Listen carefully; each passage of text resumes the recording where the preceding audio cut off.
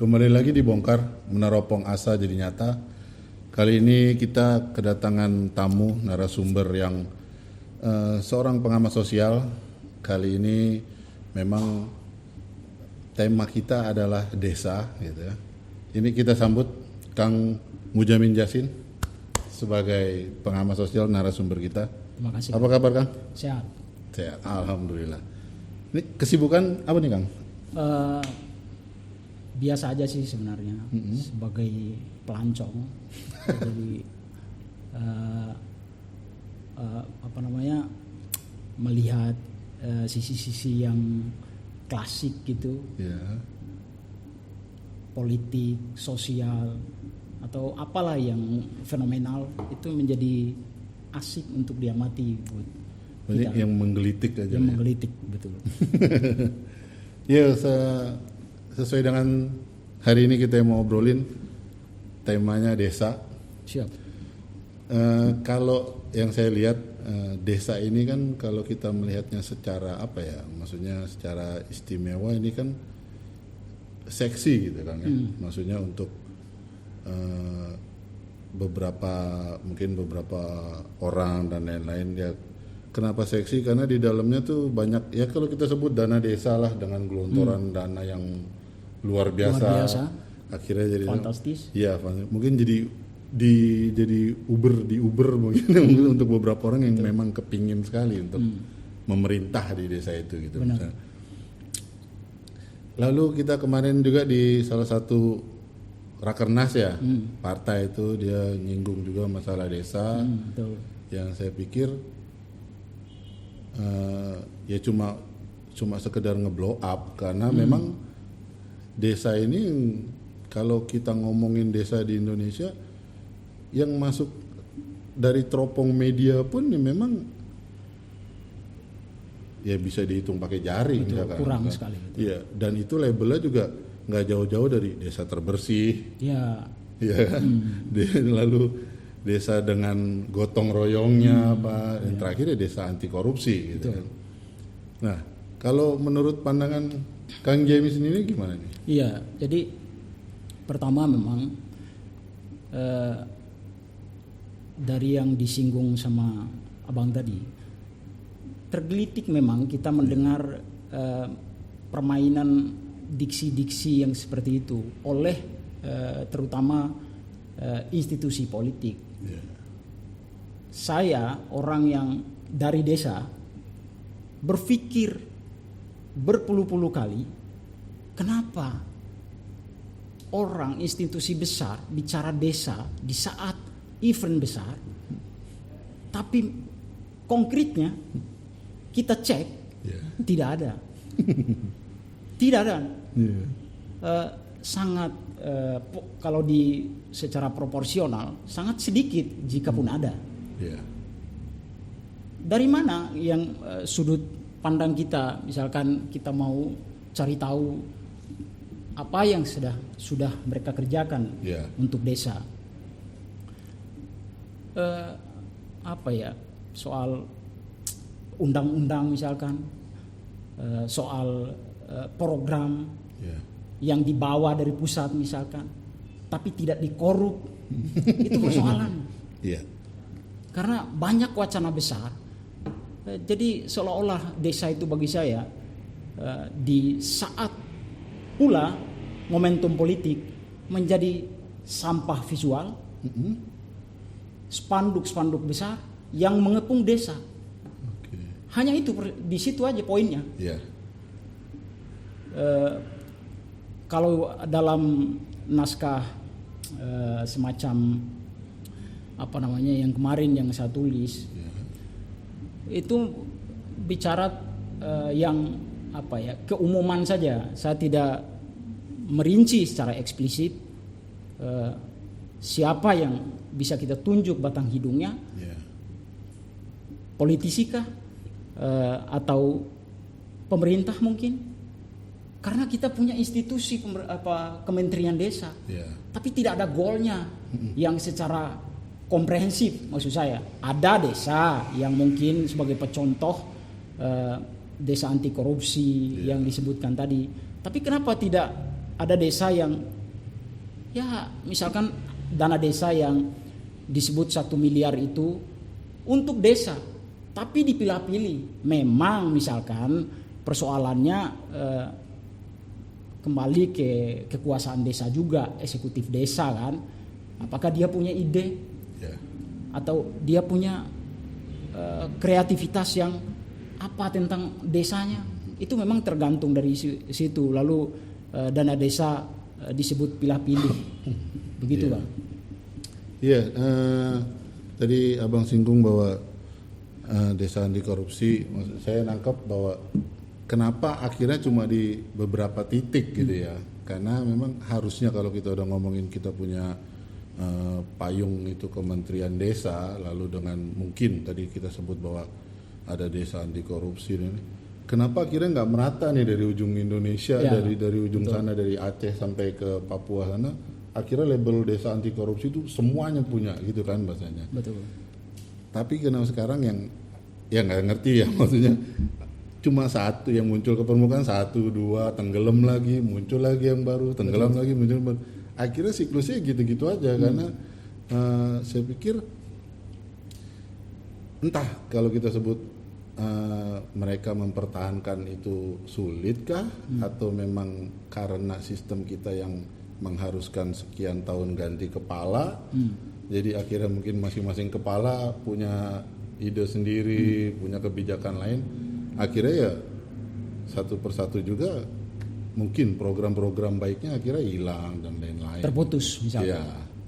Ya itulah kalau kita memang tidak bisa kita pungkiri watak buruk kekuasaan di Republik ini yang masih berlangsung gitu. Ada ya fenomena yang begitu kekuasaan tergantikan dengan rejim baru, lalu terputuslah program-program lama misalnya. Tapi saya melihat tidak di situ. Maksudnya sekup desa memang sekali lagi sebelum kita jauh gitu, kita membicarakan desa itu bicara yang kompleks, bicara yang luas memang. Desa yang sebetulnya dalam pemikiran kita zona yang sangat kecil, tapi indah untuk dan bisa dijual secara market politiknya pada saat musiman politik. Sebenarnya memang tidak berada dalam keterputusan rejim persoalan mendasarnya. Tapi apakah kan dunia sekarang kan dunia yang sudah canggih, dunia yang sudah luas untuk bisa dibuka secara apapun, entah apa. Namun kepala kita apakah, maksud saya pemimpin-pemimpin terutama ya yang mengurus desa itu berpikir punya kreativitas nggak, punya imajinasi yang kuat nggak untuk desa ini dimajukan? Karena kembali ke tadi, ada desa, ada dana desa, tapi ada desa yang kotor, ada desa yang ya secara kesehatan masyarakatnya, baik fisik maupun secara non fisiknya, itu kita bisa ukur kan. Itu persoalan klasiknya di mana, gitu loh. Kembali kalau saya melihatnya ini tidak tersentuhnya mungkin ya, kecuali di luar nalar misalkan dia memang tidak punya niat untuk memajukan desa, karena yang mau bicara apa kita punya wakil rakyat yang bicara cakupannya sangat luas, sangat global, tapi desa yang dia tinggal, dia lewat ini, ada jalan raya yang rusak, ada kebutuhan petani yang terabaikan, atau bahkan sampai sekolah yang mau roboh, ada menimpa masyarakatnya. Tapi kemana wakil-wakil rakyat kita? Kemana penghuni desa yang menduduki jabatan-jabatan tinggi di daerah, di pulau-pulau yang tersebar, bahkan di pusat? Kita punya anak desa yang saya bilang tadi, suatu waktu dia akan menjustifikasi sebagai orang desa, namun di sisi yang lain dia akan melupakan, mengabaikan desanya. Itu. Padahal itu bisa jadi contoh nyata ya, maksudnya gini. Misalkan saya dari desa A, lalu saya terpilih, saya punya kursi di pemerintahan. Ya paling enggak pemikirannya adalah nggak usah deh, maksudnya kasus-kasus lain mungkin jadi perhatian juga ya. Tapi ketika kalau kita ngomong, wah di desa saya ternyata masih seperti ini, kenapa kita nggak suarakan kan gitu? Betul. Mungkin sudah disuarakan, cuman mungkin responnya yang tidak bagus atau gimana kan kita nggak tahu juga. Tidak mungkin kalau kita berbicara sistem, eksekutif legislatif itu kan bekerja secara satu frame kan, satu pemikiran kan. Jadi semua hal-hal, semua soal, semua aspirasi, semua keluh kesah masyarakat disampaikan, lalu ditemukan ujung pangkalnya di mana. Pasti di situ kolaborasinya. Maksud saya kembali ke tadi persoalan desa ini memang harus ada kerjasama yang baik gitu loh.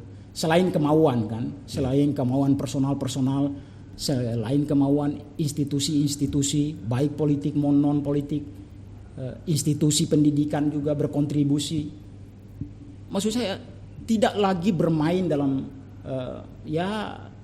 data-data yang kosong, main diksi-diksi tadi dalam musiman politik. Tadi sih saya mau melihat ada saya kasih contoh kecil, terlepas dari ada event besar yang lalu mengangkat sebuah tema tentang desa, lalu saya berpikir sebagai anak desa gitu. Ada momentum semacam kita saling sapalah antara anak desa gitu. Lalu event itu diadakan di sebuah kota besar.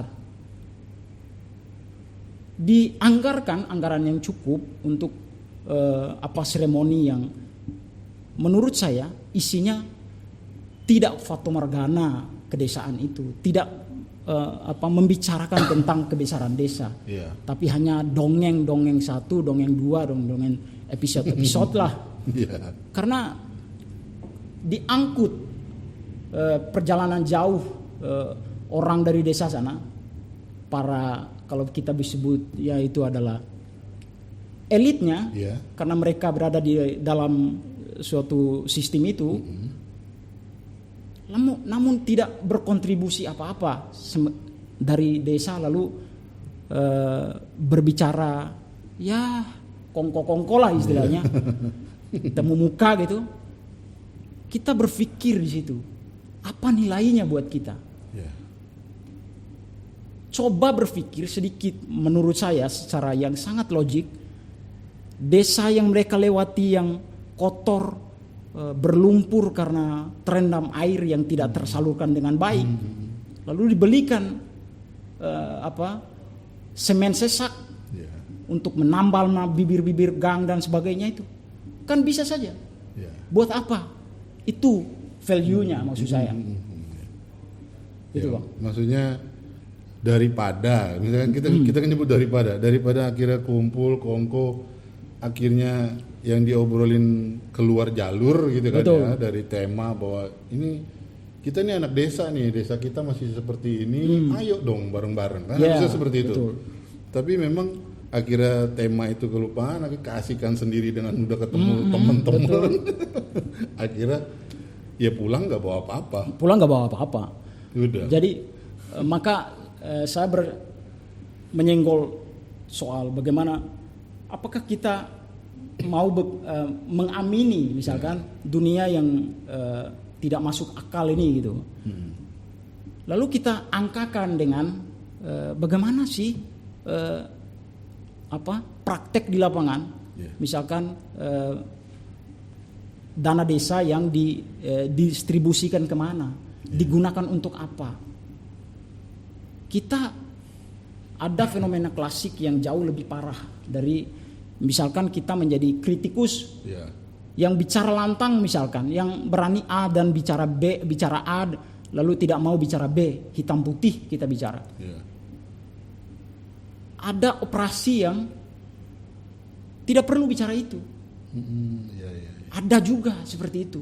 Saking ya kita mau apa? Desa akan tertinggal terus. Bagaimana? Bayangkan, saya berpikir begini, bayangkan Amerika 10 tahun ke belakang. Dan bayangkan desa kita 10 tahun ke depan.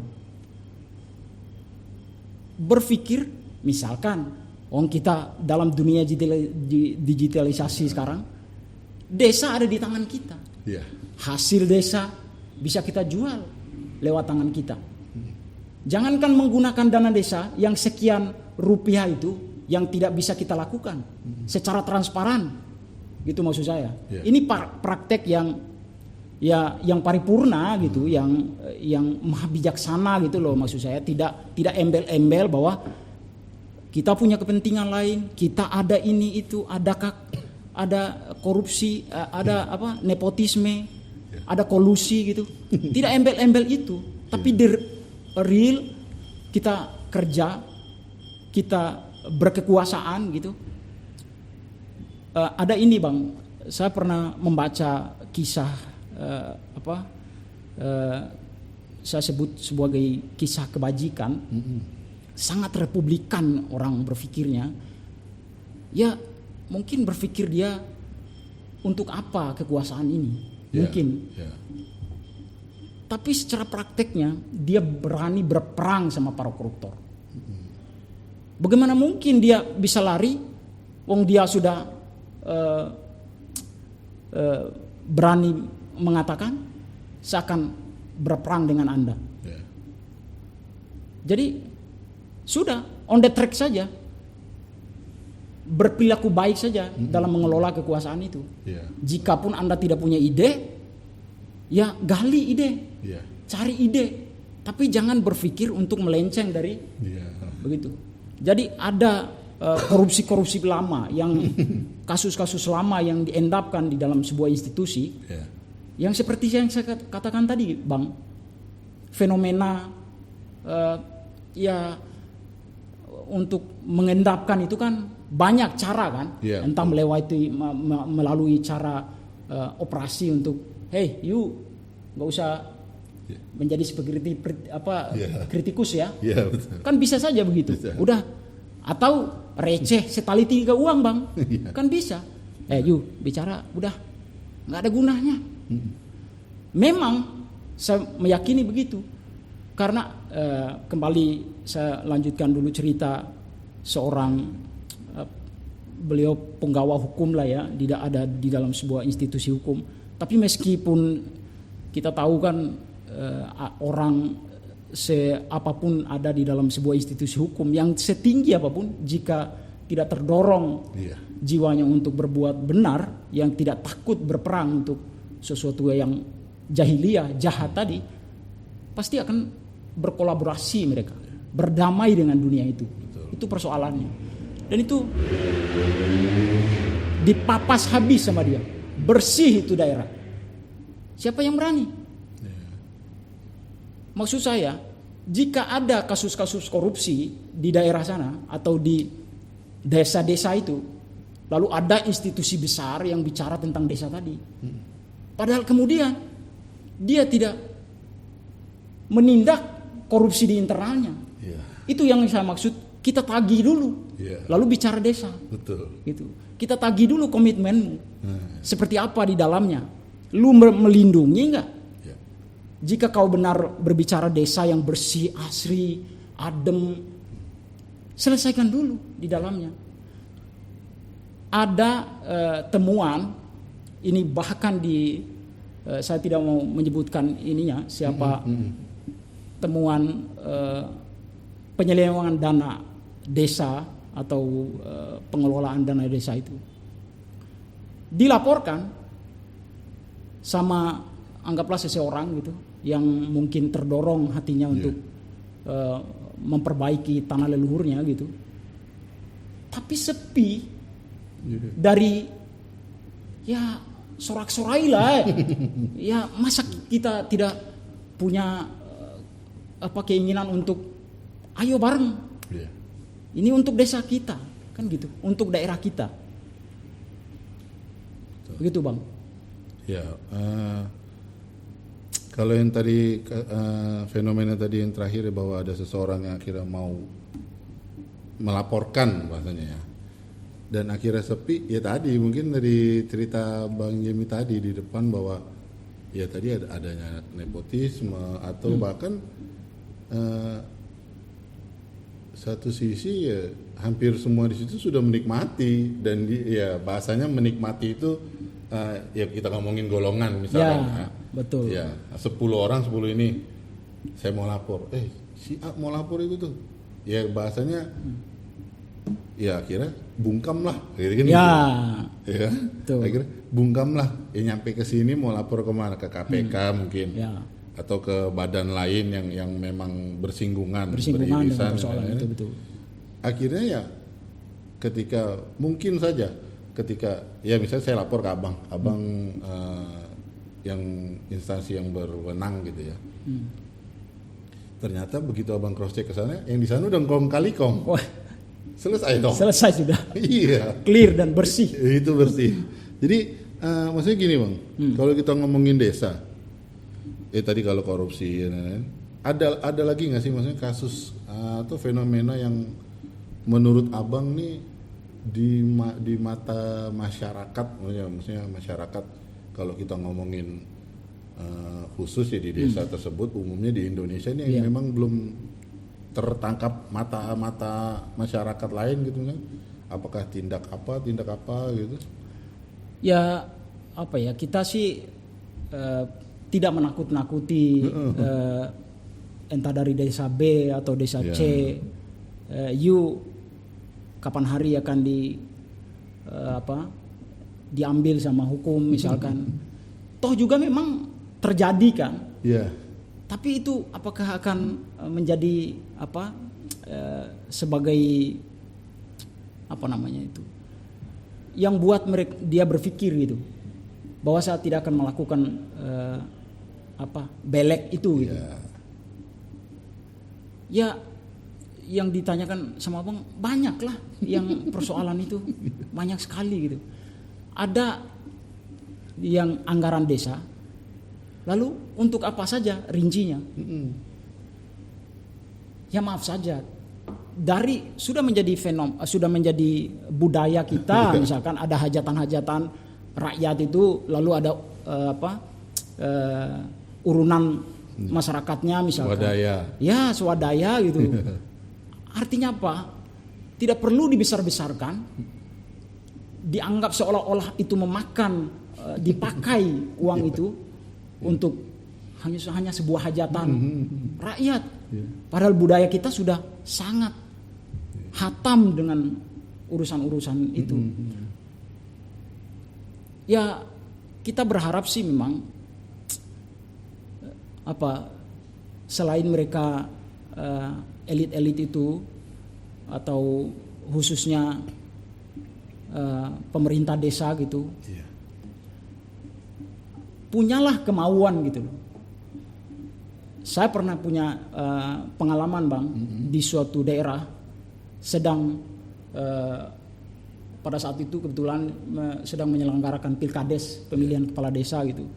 Oh iya, dan saat sekarang di daerah saya sedang serentak melakukan pemilihan kepala desa, sekitar 60 atau berapa puluh desa gitu. Ya saya sih melihatnya sangat pesimistik gitu. Apa seremoni ini manfaatnya buat kita? Pemilihan ke pemilihan, lalu tidak ada desa yang tidak berdebu gitu. Tidak ada desa yang yang airnya tumpah ruah di jalanan karena tidak ada saluran airnya yang benar. Terus apalagi kreasi kreativitas yang lain, misalkan desa ini punya budaya yang sangat luar biasa lah bagusnya gitu, yang tidak dimiliki sama desa-desa lain. Kenapa tidak diangkat menjadi sebuah prestasi yang baik gitu, yang perlu diangkat gitu. Toh juga kembali ke tadi Bang, toh juga kalau kita pikir-pikir tadi misalkan kita punya stok dana desa meskipun masih pilih kasih karena pusat itu menunggu ide-ide kreatif dari daerah, dari desa misalkan. Maksudnya jika Anda tidak punya ide sama sekali, ya kosong dana desa. Tapi sekarang kan persoalannya dibuat sehebat mungkin lalu dikorup. Itu masalahnya. Bukan justru diimplementasikan di lapangannya, tapi justru berpikir. Saya pernah ada cerita teman, ada mungkin saya kurang tahu bagaimana cara proseduralnya, penyelenggaraan bantuan pusat ke daerah dan sebagainya. Tapi sesingkat cerita, ada bantuan alat pertanian, ya yang harus mungkin diperbantukan ke petani-petani itu oleh desa. Desa sebagai fasilitator saja, penyalur saja. Tidak ada tangan yang harus mengatur ini yang itu katanya. Tapi lenyap. Dikemanakan itu barang? Bayangkan itu barang besar, tidak bisa dikantongi, tapi bisa lenyap. Lalu itu yang membuat saya tergelitik tadi, berpikir tentang desa yang asri, tentang desa yang rukun, tentang desa yang tidak bertikai. Ada Bang, jangan pernah tidak berpikir bahwa semacam kita bermusiman, saling bertengkar di antara kita, karena ya mungkin banyak hal ya, banyak faktor yang memang mungkin yang mendorong mereka untuk melakukan itu. Tapi setidak-tidaknya jika desa itu bisa ya semacam berkegiatan yang positif, atau yang saya katakan tadi adalah desa yang sehatlah jiwa dan jiwa dan rohani dan jasmaninya, ya pasti tidak akan ada pertikaian, tidak ada pertengkaran gitu. Rukun, gotong royong. Ya. Maksudnya gini, kalau dana desa itu Bang, tadi Abang menarik bahwa kalau kepala desa nggak punya ide kreatif, ya nggak dikucurkan. Nggak dikucurkan, kan? Betul Bang. Tapi akhirnya disiasatin adalah, ayo kita bikin program banyak-banyak nih. Nanti yang goal mana, akhirnya dana desa kerannya dibuka. Iya, kan? Betul. Tapi akhirnya ya tadi Abang bilang bahwa ada misalkan kita sebut tadi alat pertanian yang segede itu, kita oke lah kita sebut traktor gitu ya. Traktor lenyap. Ada nggak sih, maksudnya kemungkinan gini Bang, sebelum nyampe desa nih dana udah habis. Bisa juga dong. Bisa juga. Sebelum nyampe desa tadinya 1 miliar dipotong 200 nyampe ke desa cuma 100 misalnya. Atau memang desanya sendiri. Saya nggak nyebut bahwa semua desa akhirnya tindakannya seperti ini, nggak. Banyak desa yang baik gitu. Ya banyak ya. Ada tapi nggak banyak. Iya. Kita harus protes itu. Iya. Betul. Dan ternyata di desa ini ya tadi kalau kita ngomongin segelintir oknum tadi, ya kira kong kali kong dengan seperti apa dia nggak tahu cara gimana akhirnya hilang gitu.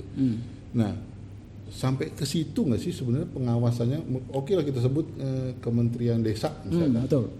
Apakah dia cuma sekedar tadi ayo mana lo punya inovasi apa nih, apa pengawasannya nyampe ke titik itu nggak sih dia? Sampai yang paling bawah desa itu. Betul, itu sih yang kita nggak, kalau bagi saya secara pribadi mungkin memang nggak begitu tahu tentang itu, tapi kan kita mengerti ada di desa itu juga ini kan pemerintah desa ini kan kalau saya gambarkan sama dengan pemerintah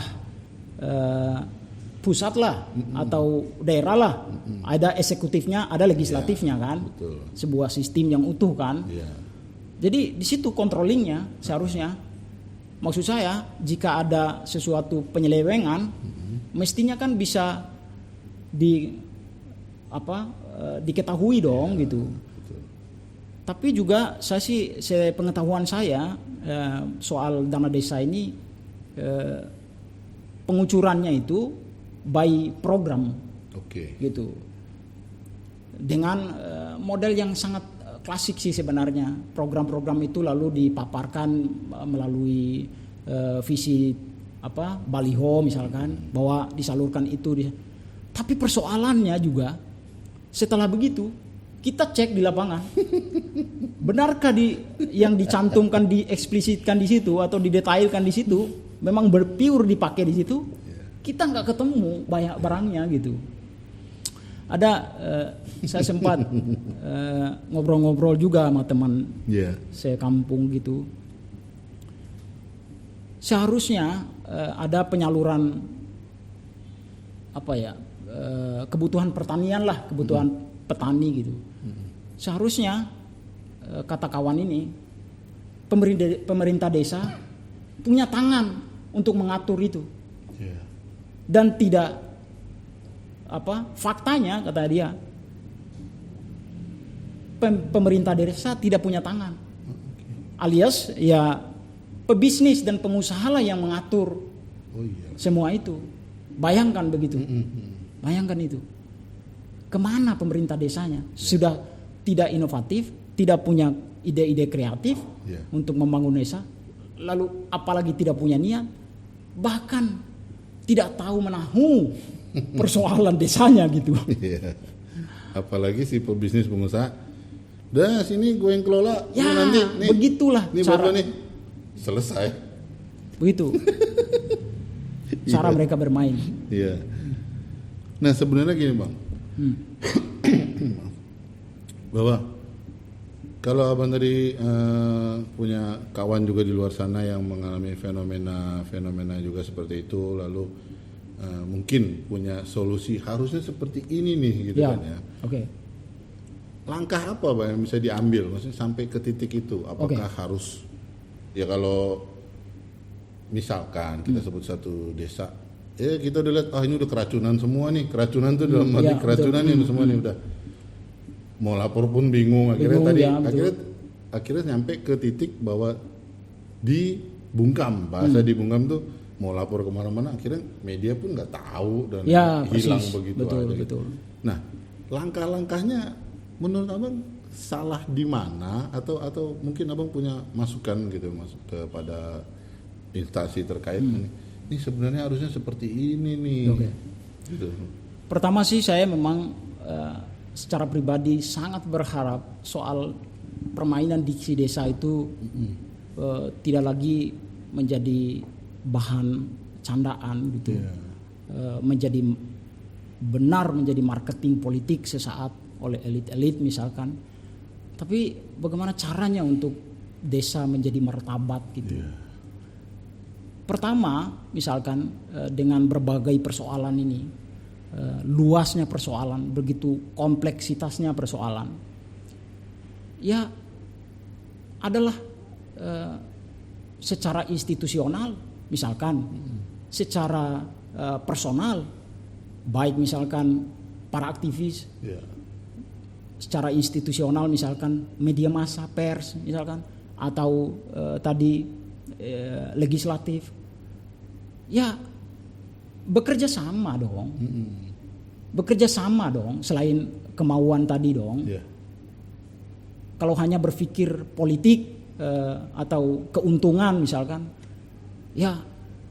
semua bicara itu lalu siapa yang mengurusnya gitu. Sangat sederhana sekali. Seperti yang saya uraikan dalam tulisan kemarin. Ada seorang pemuda dan yang jelas-jelas itu di kasat mata data itu adalah milik sebuah institusi negara yang menemukan sebuah belek, lalu tidak ada satupun yang berkicau. Seharusnya kan berkolaborasi kita. Betul. Misalkan secara konkret tidak perlulah kita mengajarkan itu sebetulnya, bisa kita bawa saja siapa yang tahu ini kecelakaan di desa tahun ini misalkan, anggaran ini tidak tersalurkan dengan baik, bawa, biarkan institusi dong yang, maksud saya adalah kesadaran hukum itulah yang penting. Selain berjiwa saya sebagai seorang anak desa gitu, lalu berbicara desa pure ingin melakukan sebuah apa gitu. Saya pernah juga bercerita sama kawan, apa yang bisa, seandainya lu ya, kita berandai-andai saja misalkan, lu jadi wakil rakyat di desa, apa kira-kira lu yang bisa kamu lakukan? Nggak usah bermimpi besar. Pertama, kalau misalkan dana desa itu, misalkan ya soal euforia politik desa misalkan, pemilihan kepala desa, bisakah kepala desa suatu figur atau siapapun orang-orang yang calon kepala desa itu mendetailkan programnya, dan itu yang dilakukan ke depan 5 tahun kekuasaannya dia. Misalkan uang 1 miliar kan bisa kita potong-potong, kita breakdown. Kan bisa dong. Masa kita nggak punya cara berpikir seperti itu? Kita punya desa kok. Kita tahu berapa meter, berapa luas, berapa kepala, kebutuhannya apa di desa itu. Ya, betul. Kita mengerti kok. Buat apa kita berwacana besar, tapi tidak ada rincinya. Saya ingin menegaskan, jika ada pemilihan kepala desa, sudahlah, kita tidak. Emang kita ini politisi kawakan yang bertanding di pentas nasional, yang mau bermain diksi-diksi pula. Enggak dong, ini kan sekup desa yang sangat kecil, yang harusnya bisa kita detailkan apa kebutuhan gotnya, kebutuhan jalan gang-gangnya yang rusak berapa, kebutuhan anak-anak, bahkan pendidikan anak pun bisa kita kerucutkan dalam anggaran 1 miliar itu. Kita punya kok, sudah punya kok kita. Itu satu. Yang kedua, soal menjaga desa tadi itu, bagaimana kita desa bermartabat kan, desa kita maju. Payung hukumnya kita sudah punya misalnya, anggarannya sudah kita punya. Kesadaran hukum masyarakatnya yang perlu. Itu sih yang paling mengikat. Karena kalau kita saling hanya curiga, lalu apalagi pula apatis terhadap persoalan itu, ogah-ogahan.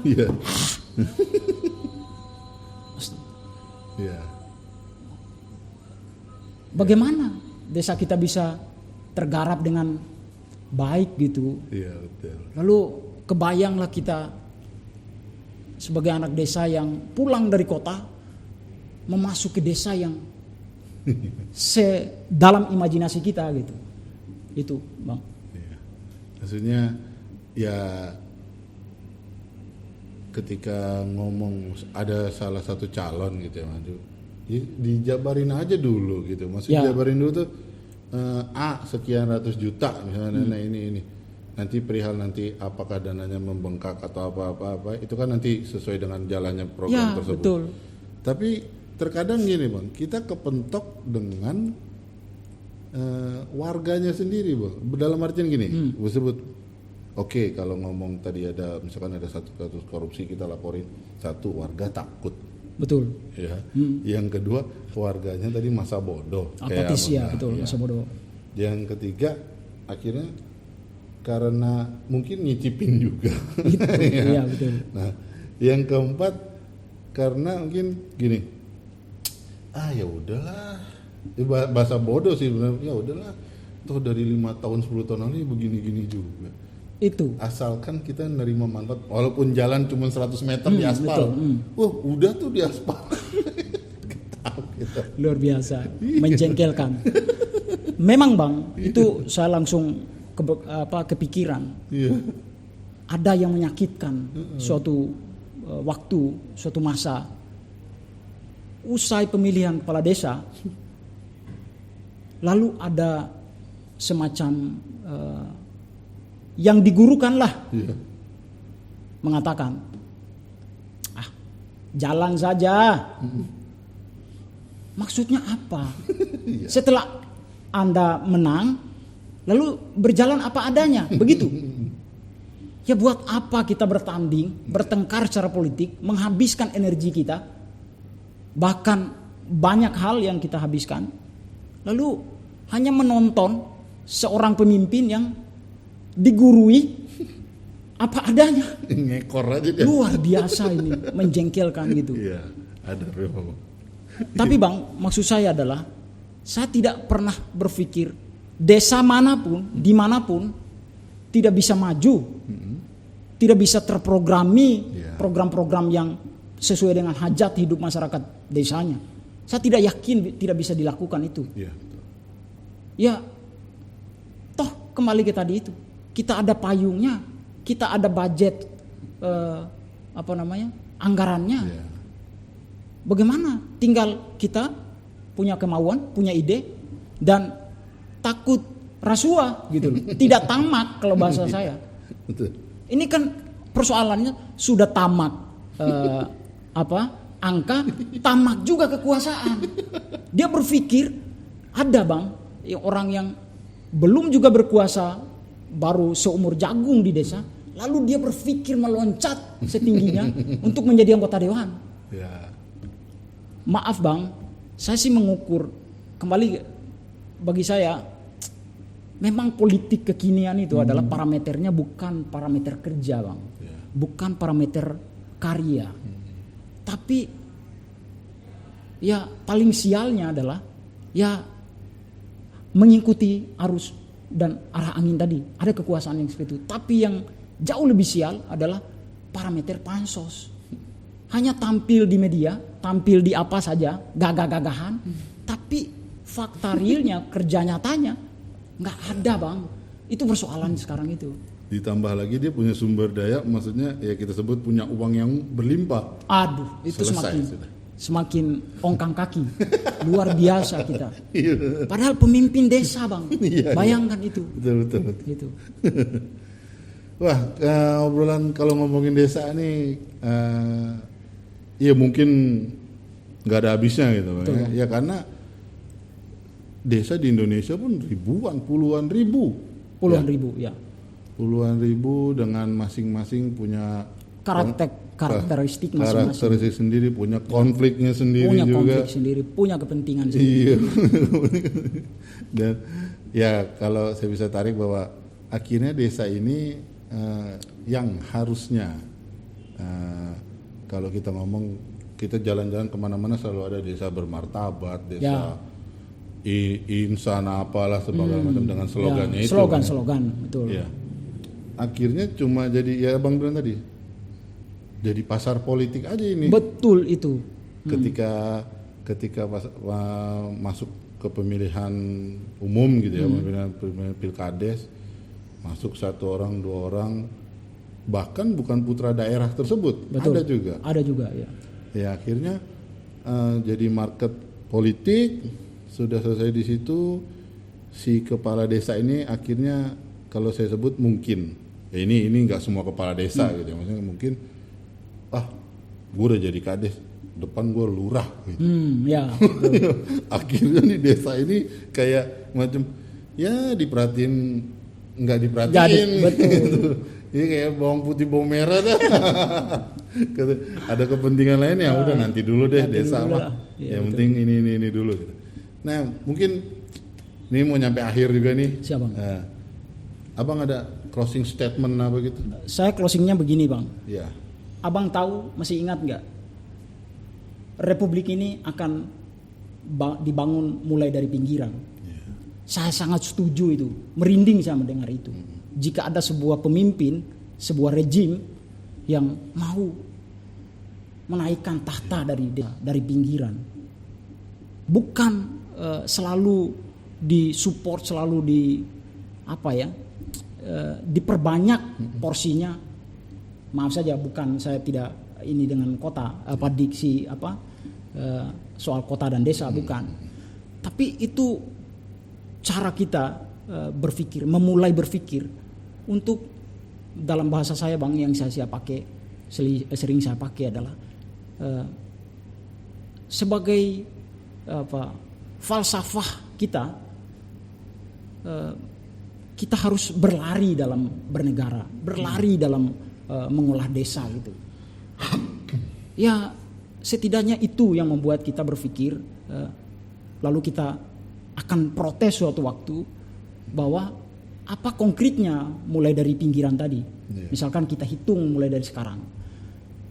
Yang kedua sih saya berharap